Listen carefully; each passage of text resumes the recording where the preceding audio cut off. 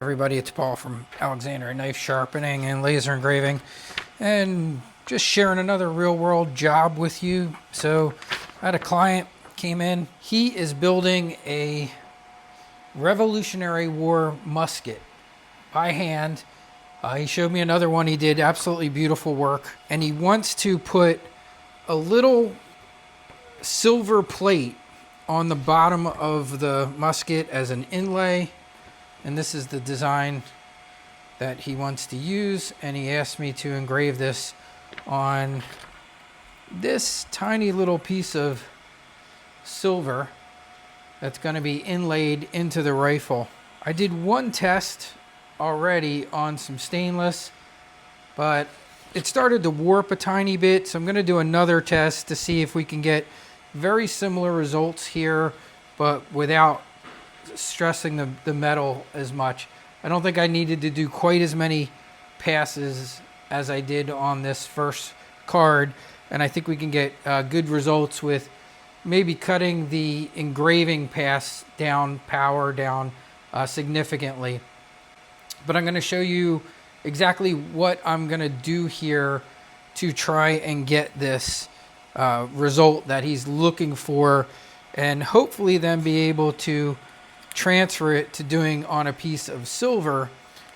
He totally understands that, you know, we don't have a test piece here. We have this, that's it.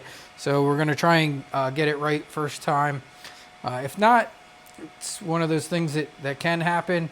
He was pretty cool about it, though. He wasn't overly concerned about this, but this is about a $17 piece of silver that he wants to put on there. It's Argentinian silver. He's got over $3,000 in this rifle, so he said the $17 is pennies compared to the rest of the parts and things that he's building for this rifle.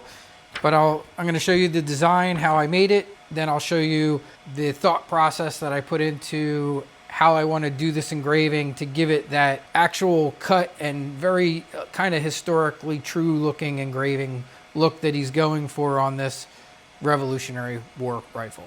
So I was a little curious about the join or die flag myself. Being from Virginia, I see the Gaston flag a lot, which is the "Don't Tread on Me" snake.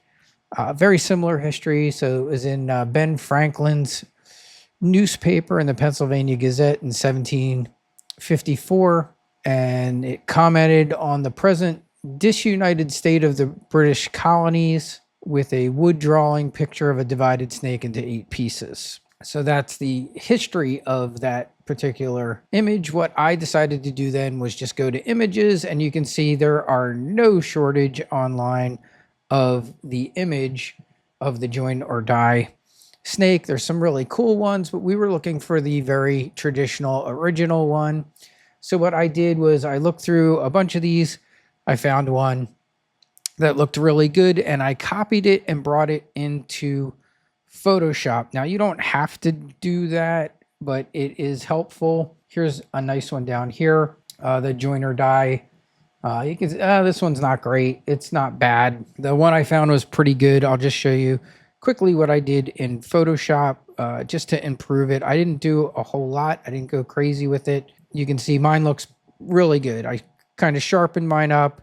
I went in and took out any anomalies that I didn't like. And then I removed the frame. Most of them had a frame around it because my person doesn't want a frame. And it's actually going to go into an oval shaped piece of silver when it's done. Once I had this, I saved it then as a PNG. And then I brought that PNG into Lightburn. There we go. So there it is. Okay, so here's my image over here on the left. What I did was I went up here to edit, and I used the trace tool. I traced the image. I looked on here. You want to make sure that you have all the little parts in. Mine looked pretty good, so I clicked OK. Then I removed that one layer from behind there. Then I moved my SVG into the middle of the workspace so that I could work with it. The nice thing about SVGs Once you convert something to an SVG, you can blow it up to any size without any loss of resolution. It is a completely scalable image to any size that you need it. All right, so I'm all set up here. That's where my engraving is going to be, right in the middle. We're focused. This is a special vise that's designed when you're doing little pieces of metal. Sometimes it's helpful to support them in a tightly pulled vise to keep them from warping. So this should help keep the warping down. It's also very useful if you're going to cut with a particular laser. We're not cutting right here, but hopefully this helps keep any warping down. I'm going to switch to time lapse for the rest of this because I don't want you guys to have to sit through 30 minutes of an engraving.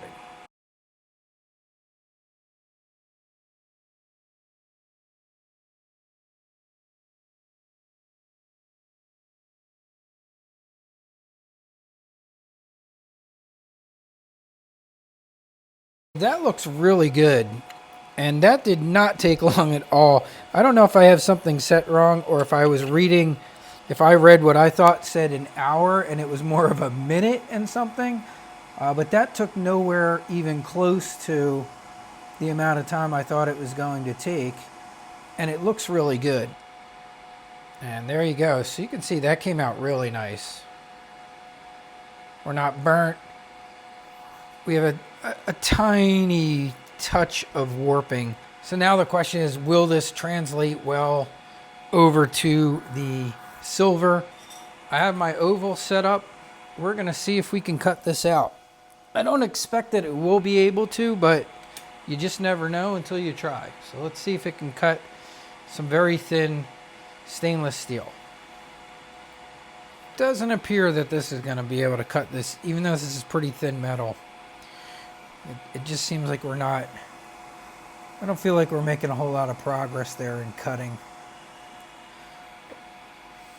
Even with, I tried lowering the laser a little bit, a few millimeters at a time, but I don't think we're getting through.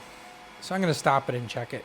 So after the first one, I decided to make a couple more and see if I could get even better results. So this is a second attempt. Everything went great. So my process here was to cut the engraving part first and then do the dark black engraving second. The cutting part went really well, but then you can see on this one, we're getting a little too much burn here. So I kind of over burnt the engraving, but I was getting really close to the process I wanted. So it was technically 3 separate passes. The first one's the cutting phase. Then I did a cleaning pass, and then followed by a dark black engraving pass to give it to color. So this is the next one that I decided to do after the first 2 attempts were really close.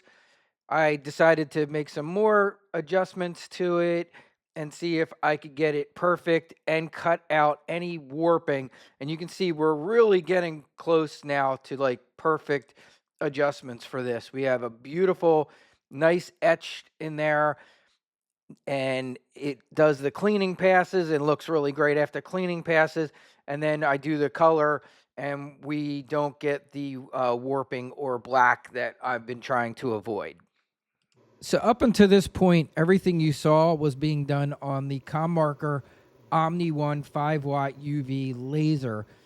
But I decided to do a test also with the ComMarker B6 just to be sure that I wasn't going to like those results more. My reservations with the ComMarker B6 for this is it tends to get hotter. It's definitely a very powerful fiber laser, but I've always found when working with very thin metals, it can be very difficult to not have things warp and mark like too much where you're literally seeing them come out the backside. And I got decent results, but that's what you're seeing here.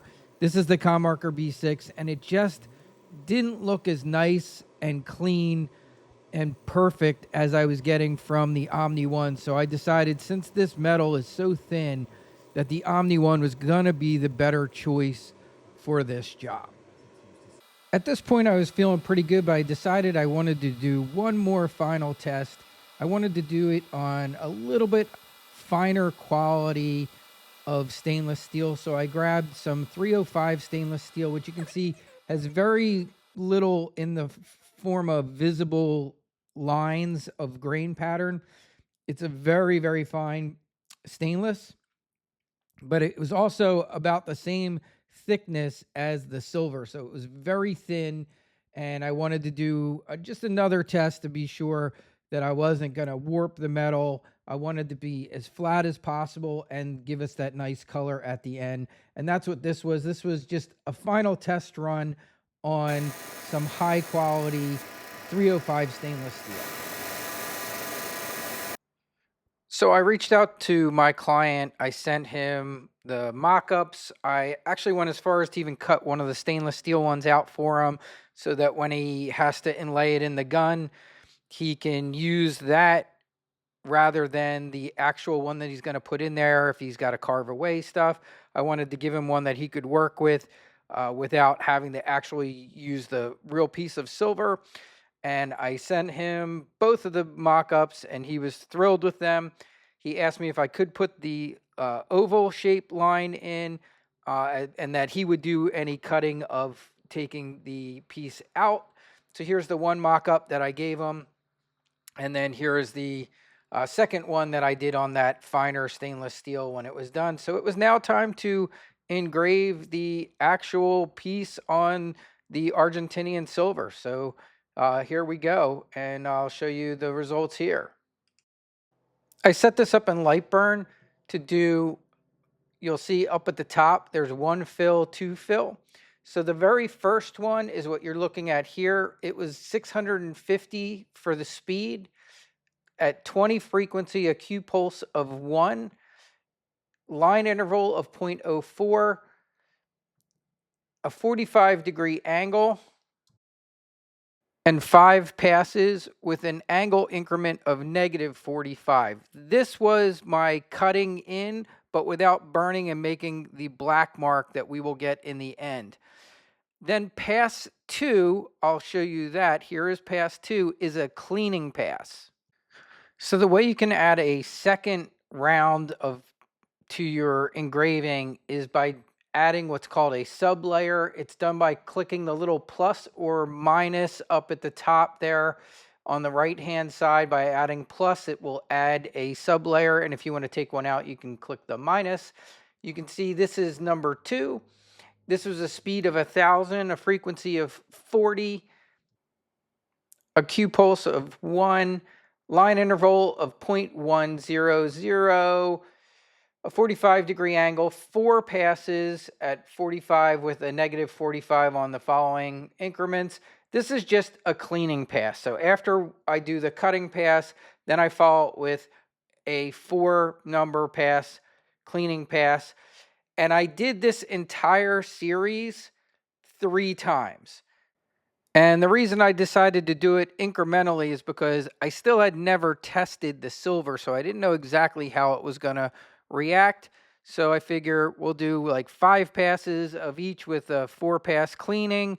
And then if I need to do it again, I'll just do it again and let it run for a second round and then a third round. And I did 3 rounds of this. Now, going forward, if I have to do this silver again, if he brings me other inlays with the same silver, I know that I can just set this to 3 times that amount. So instead of doing 4 passes, I could do 12 on the cleaning pass, and the same thing with the cutting in pass. I could just multiply that number by 3 and have that number ready to go for future ones. But since I had never done the silver, I just slowly did it in parts and then stopped when I liked the results that I had.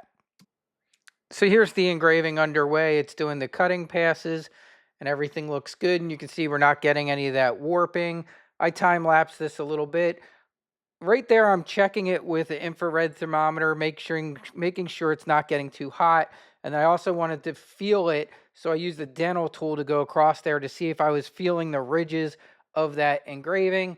And like I told you before, what I did was I continued to do series of this until I got the results that I wanted. And for me, it took 3 rounds of doing this to get exactly the results that I wanted. In this picture here, you'll see I'm just cleaning it off. I was starting to see a little bit of silver dust in there, and I just went in, wiped that silver dust away to make sure that I was still making progress. Now that I was done with that, it was time to do my color pass. So for this, I used a 25 frequency, a Q pulse of 5. I have it set up for just one pass at a time because I'm going to, same thing, build up to the level of blackness that I want. I didn't want to do multiple at one time. So here's the first black pass underway. You'll see it starts filling in very nicely. When this pass ended, I decided I wanted to brush it off. And again, you'll see me quickly check it with the infrared thermometer because I wanted to make sure I wasn't heating up the silver too much. I don't want it to warp. I let it cool down. It only warmed up like 3 degrees, but just to be on the safe side, I waited till it was the same temperature it was before and then started a second pass. And you can see we got a little bit darker there and things looked good. I was happy with that. Next, I decided I wanted to cut my oval shape in because my client asked me to put the oval cut in for him so that he knows where to cut it out. And I didn't want to do that after. I wanted to do one more third pass of this engraving defocused, but I didn't want to do the oval defocused. So I just cleaned this up a little bit to get a good look at it. That's just a PEC pad. They're lint-free little pads. I put a little alcohol on there. I was liking what I was seeing. And then after I cleaned it, I then quickly did the oval so that he knows where to cut it out. And then my final pass, I defocused the laser by 3 degrees and just did one defocusing pass to give it an even richer black. I didn't want to go too far with my defocusing because I didn't want to risk making anything blurry because everything was looking really great.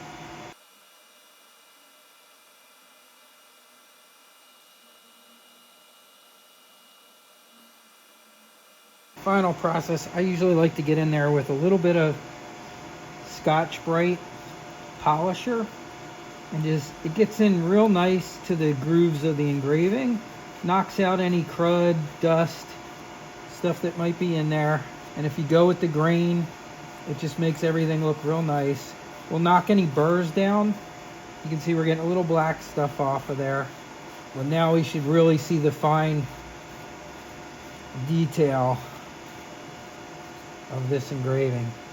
Yeah, that looks great. So here's the final results. This ComMarker OMNI1 still just blows me away with how incredible the detail is, that you can read those little tiny letters that are on this engraving for each one of the states. This laser continues to blow my mind regularly at how fine of a detail it can print.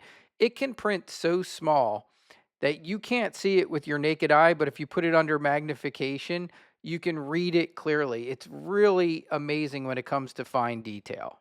I will leave links in the description of this video to items that I used in here while making this engraving, as well as a link to ComMarker. ComMarker has always been wonderful to work with, and they've been kind enough to always give my followers a nice discount. So I will put the discount code in the description of this video as well. And have a great day, everybody. I hope you enjoyed this one.